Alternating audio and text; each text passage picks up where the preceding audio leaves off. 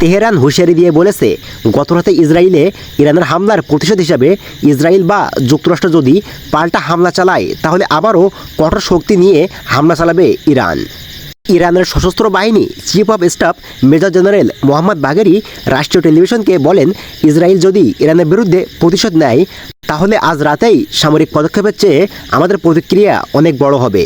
যুক্তরাষ্ট্র ও যুক্তরাজ্য সহ প্রধান পশ্চিমা মিত্রদের সহায়তা ইসরায়েল দাবি করছে। তারা ইরানের হামলার সময় 99% আটকে দিয়েছে। কিছু ব্যালিস্টিক ক্ষেপণাস্ত্র ইসরায়েলের মাটিতে পড়েছে। বিশেষ করে দক্ষিণ ইসরায়েলের নেবাতিম বিমান ঘাঁটি ক্ষতিগ্রস্ত হয়েছে।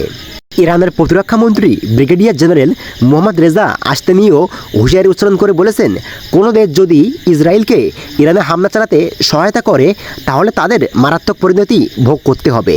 এক বিবৃতিতে আশতিয়ানি বলেন, ইরানের হামলা চালাতে ইসরায়েলের জন্য কোনো দেশ তাদের আকাশসীমা বা মাটি খুঁড়ে দিলে তাদের চূড়ান্ত জবাব দেওয়া হবে।